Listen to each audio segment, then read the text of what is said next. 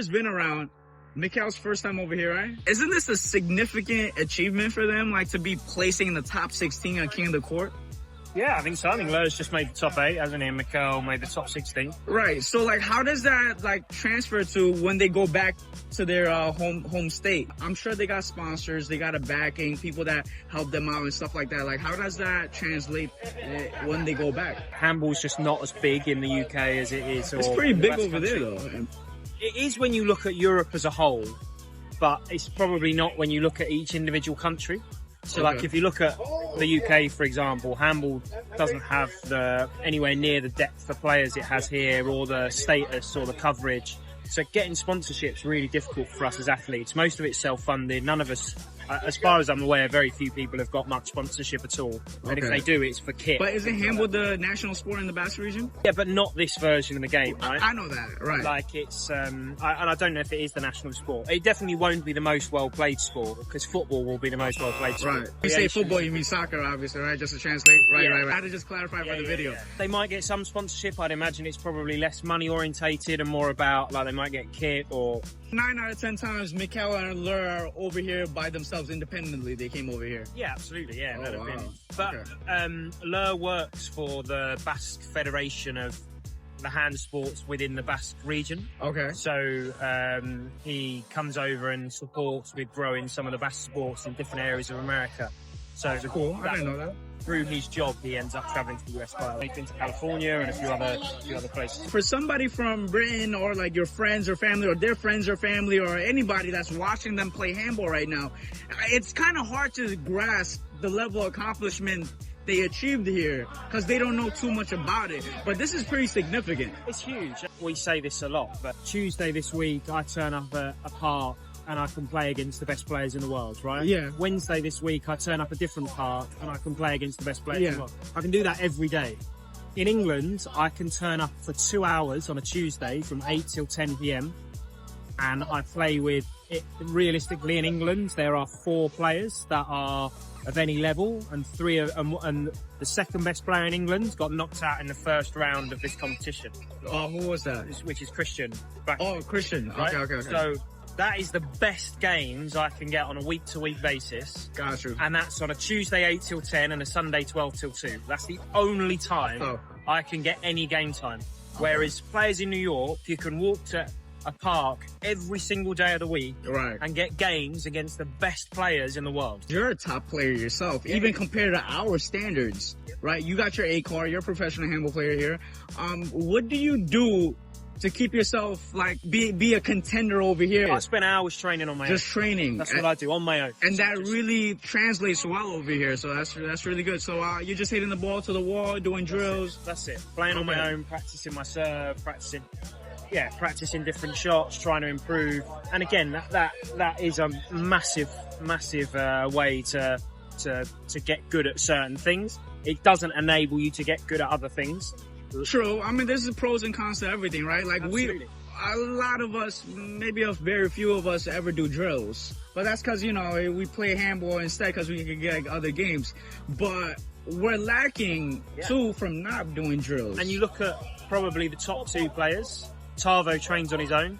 Yeah. Taiwan trains on his own. Yeah. It's not rocket science, is it? Only the top players are doing the drills and playing consistently and doing all this stuff. You need both, right? You need absolutely. You need the games, you need the quality. Right. But it's also one of the reasons, we always say this, like the American singles game and the Europe singles game, I don't think the gap is, like, other than Tavo. You take Tavo out of the equation, this week alone, I think you've had Lur's had victories against, like, Timbo and Stanley and, like, in competition, outside of competition. He's beaten, I think he took out David Velez, he's beaten Pito.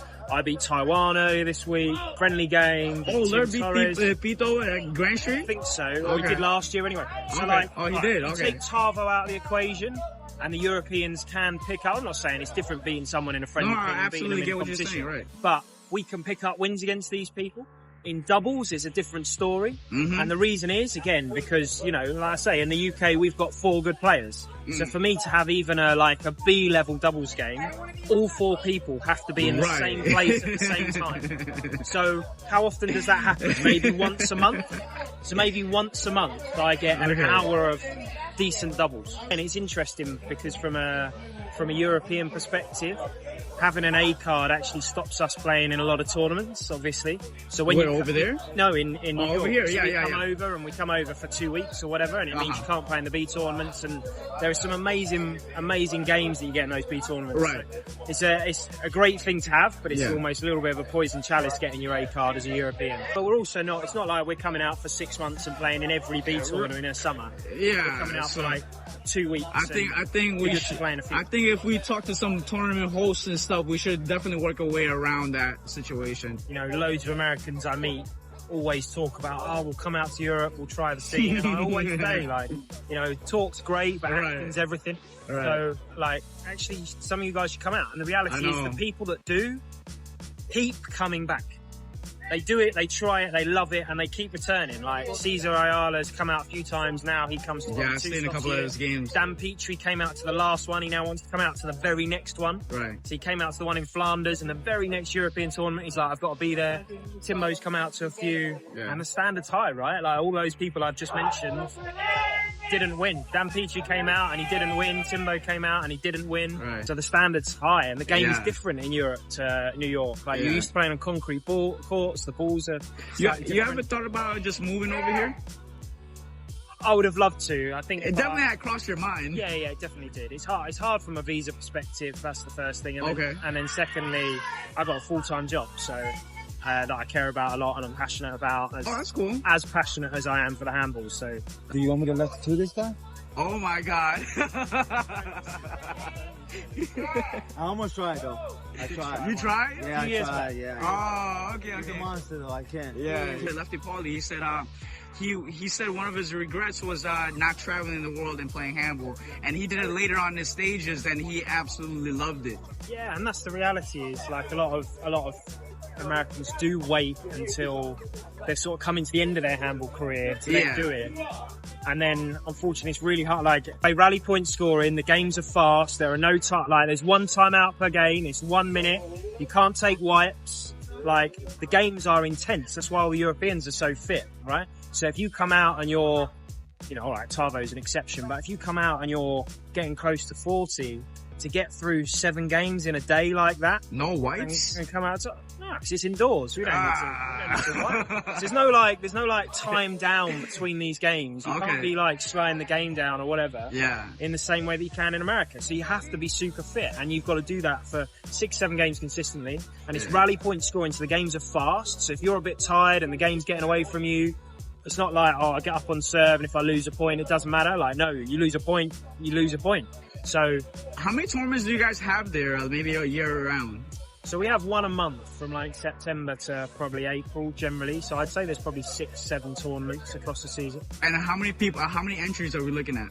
So most of the tournaments are getting around about 100. But again, it's not all. We'll play men's, women's, B grades, C grades. You guys have a good youth population over there too that play handball, right? Starting to pick up, yeah. Okay. Yeah, and there's some good young players coming through. So. But there's also some really good Europeans that a lot of New Yorkers will have never seen, right? So like, you've seen me, you've seen Lur, you've seen Mikkel. But actually, there's a whole cluster that are also as good as us. Like, there's Loic from Belgium, there's a guy called Noah who's really good. Some of the Dutch guys are super talented. There's obviously, people know about Sasha from Spain. There's some really good Irish players. Like, there's a whole cohort of, again, it's not got the same depth as New York. We're not talking 50 top players, but we are probably talking, there's another sort of 6, 7, 8. Yeah, because it's not like you're winning every single tournament you're playing, because there's other great players as well, right? Yeah. Dan Petrie, when he came over, he lost to Loic in Belgium, who's, really strong left-hander, really powerful, great player. He's a younger guy, right? I think I've seen his game. Yeah, so he's the one that if he plays another sport professionally, he plays a Belgian sport professionally. But What's it if he called? was to, I might butcher this, but I think it's called jeu de pelote. Sugar palette. Jeu de pelote. So- It's like a hand game, but it's played on a long street. So you basically have to be really powerful. I seen Sasha post something like Hit the that. ball a long way. It's the same. Okay. But I think Loic's 20, 21 years old. I think if he, Yeah, he hits that ball hard. yeah, depending on how seriously he wants to take handball, he's probably the most talented player in Europe and could probably be the one that might come and 5-6 years time might be the one that comes and pushes the Americans properly for king of the courts. But let's see. It's a long way off. So the handball population is over there growing. So hopefully the sponsorship level grows over there too. That'd be awesome. Like if you guys start coming more and more over here, and then that would just prove to the Americans that like, guess what? You guys are falling behind, so yeah, you guys gotta start coming over there now and like get the competition over there, because that switch could flip real quick. Competition over here being really great to, guess what? You guys are not the competition anymore. It's over there now. Yeah, I totally agree, but I also think there's something about like the game in America is the best, right? No one's in any doubt of that. And I think the Americans and the New Yorkers are really proud of their sport, but they have to help grow the game, right? Yeah. Like, you can't just be proud of your sport and just let it exist. Who am I to say? What does it matter? Like, who from New York is trying to drive this game? And it doesn't have to be big things, right? But like, a couple of New Yorkers that come over to Europe and go, do you know what? I'll come over to Europe, I'll come and play in a tournament, and then for a couple of days afterwards, I'm going to stay in Europe, and if you want me to do some coaching clinics with some kids, I'll be there. So I might inspire the next generation of young people in Europe. Like, that might be the only action you take as an individual. Now, any person watching this stream could do that, and that would be the sort of action that's needed to grow this game in the long run. Now, you might have passion and time to do way more than that. Like, I always look at Phil at 10's Finest, right? Like, that guy at the moment, he's coming over, he's losing money, he's paying his own way to come over to Europe to film games, to help spread awareness of the sport.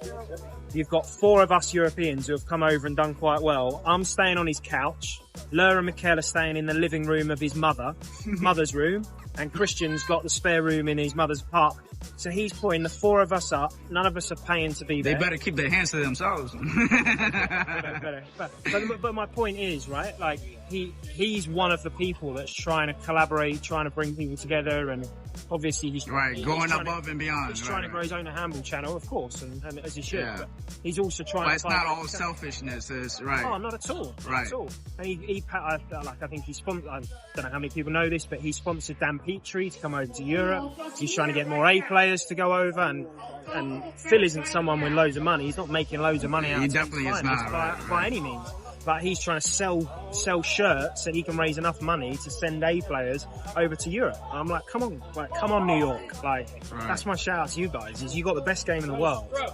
Don't let this game get small. Everyone tells me like 80s, 90s the game was bigger. I'm like, who's pushing this game, right? We've got like schools of players using small balls. Like, what's that about? Like, we know, everyone knows this is the future, but it needs more people. It needs more New Yorkers to, in the nicest way, not sit behind a keyboard and slag off the Europeans when they're watching. It needs more New Yorkers to go, you know what, I'm going to be the guy that goes and tries and grows this game, because we all believe in it, we all want it. But unfortunately, I think, this is my opinion, the game is the best in New York, but it's the Europeans that are trying to drive the standards, are trying to drive the professionalism, are trying to grow it.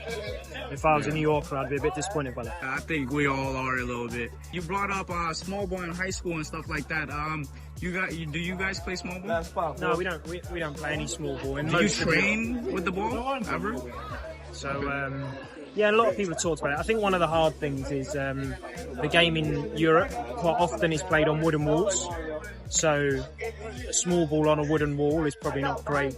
They do in Ireland, they play the 4-wall version of the game to use small ball, but small ball 1 wall is just not played at all. But we are starting to grow. We've got about 10,000 kids that are playing at least once a year with a big ball in just London alone. So it's starting to gain some momentum. But you do believe like the future of the sport is not small ball, it's big ball. It's obvious, isn't it? Okay. Like, whether you love small ball or not is irrelevant. Basically, it's everybody can see that the future of the game is big ball. Right. I mean, and it's the same. We're in the majority, right? Yeah, absolutely. And I think this is where sometimes you do have to be like that. Like I grew up playing a game called rugby fives. Now, in my opinion, rugby fives is a better sport than handball because it has more dynamics to it. But handball's the one with potential. So I gave up rugby fives and I focused on handball because, You know, in life you need to do that, and I think you get a lot of people that love, you know, they love small ball. So you're going to make all the kids in schools play small ball, and you're ruining the game. Because actually these kids... To a degree, you're absolutely right. I had actually this debate with a couple of old school A players, and it's tough. It's a tough conversation to have because, you know, they grow up playing that sport. And that sport's in the minority now, and the question is that sport ultimately killing the whole sport as a whole or not? But do you adapt and change? Do you sense potential? Or do you just go, right, this is what I've done, this is what I love, this is what my journey, so everybody's journey has to be the same as mine. Like, how many kids are transitioning from small ball in high school into the local parks playing handball? Not a lot. How big is small ball as a sport? Like none. So you've got this whole schools program playing small ball, and you can see year on year on year on year, it's getting you no conversion into growing this game. Yeah, that transition never really existed. Small ball high school players are coming to the park and playing big ball, and they stay with playing big ball. I've never really seen that happen. It's always somebody that's already been playing big ball, and they always just been playing big ball. Correct. How many of those kids, when you have the small ball nationals, how many of those school kids are turning up to play in the adult version of the game? How many of those kids carry on playing? So like, your schools program is not delivering you a long-term return on investment. I'm not talking financial, I'm talking about getting people active and getting people to play. Whether they're elite players or not doesn't really matter, but just in terms of the volume of people playing handball in New York, you've got a school. It should be an obvious transition, right. It should be. And I'm sure there's people that do great work in that program, and I certainly don't want to be negative towards anybody that's putting their time and effort and giving back to a community to grow whatever sport or whatever game. But I just think it's a no-brainer for me that this sport has got so much potential. You come to an event like this today, look how many people are here just watching. This is, for me, why this sport could be huge. But I just think New York holds itself back because it doesn't have people that actively want to think strategically about how you grow the game. So you left your original love of rugby 5, you said? Correct. To play one-wall handball. Correct. Let's touch on that real quick. Like, what is the sport of rugby 5? So rugby 5 is like a 4-wall version of this. It's played with a small, harder ball. That's like... Is it like Eden 5 or something similar. like that? It's just a more normal version of Eden 5. So Eden 5's got all sorts of weird mechanics to the court. Rugby 5's just like a square court, like a 4-wall handball court. But there's a bar you have to hit the ball above. Right. So the rallies are really attritional. They go on for a long time. They're like 40, 50 shots at times. Is it small, like a Eden 5 court? Yeah, it's pretty, Okay. So, but you can play singles or doubles. But you can use the angles, like, you have to build pressure over time. You're aiming for nicks in the sidewalls. Okay. But the rallies are long, it's hard, it's intense. That's why a lot of English guys will have like quite low swings, sidearm swings, because you pick that up from taking the ball off the back. Right, like Mikel, kind of, And Lur and Mikel, again, have like quite compact swings because they play with bigger balls out in the Basque Country for their sports. So I was just curious because, you know, like you said, like we're talking about small ball to big ball, and you did the same transition from rugby 5 to one-wall handball. I did that transition because somebody proactively approached me to say, you know, it's been great, you've been playing rugby 5s at school, and we seen you won the English Nationals, so see you doing really well. Why don't you come and try out wall ball? Was that Dan Grant? That was Dan Grant. He proactively came and found me and proactively got me into playing. And then I went along to a training session that they run. That was a structured training session. And they got me playing every week. And they got me playing with some of the better guys. So I had something to aspire to. It wasn't like this organic, informal process of just, I go and play rugby 5s at school, and then I happen to stumble onto handball.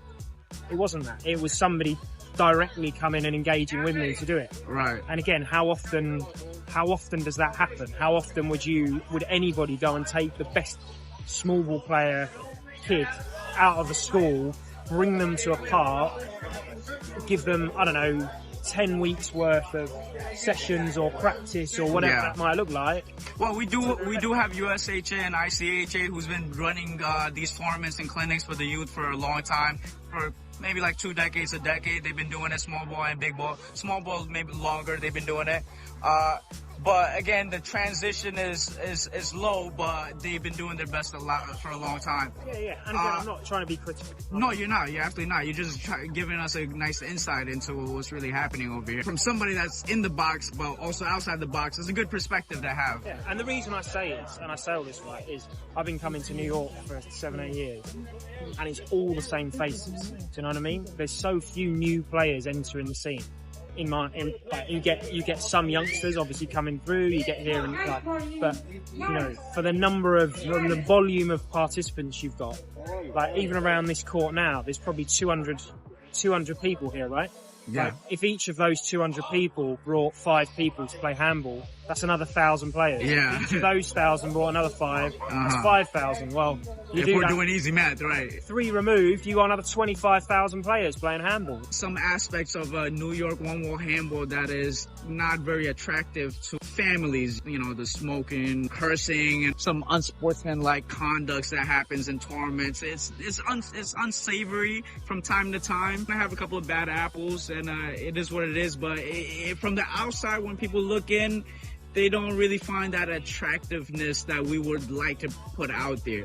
I think it is true. I'm not taking any way. To a degree, yes. But I also think it's an easy excuse that we come over from Europe, and all of those things could be true for us. But I think when we step into that space, I know we're already in the handball scene, but when we step into that space, obviously there's some dynamics here that are, you know, less desirable. But the reality is, it's just what it is, right? It doesn't. At the end of the day, it's a ball on a wall, and you're playing a game, right? And you choose the crowd that you're involved with, right? Yeah, in a weird way, we're gatekeeping the sport.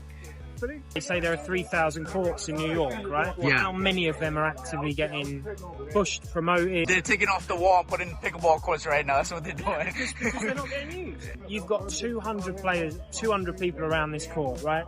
You said to each of these 200, right, your job is to get 5 people to a different handball court. I'm going to give you this handball court.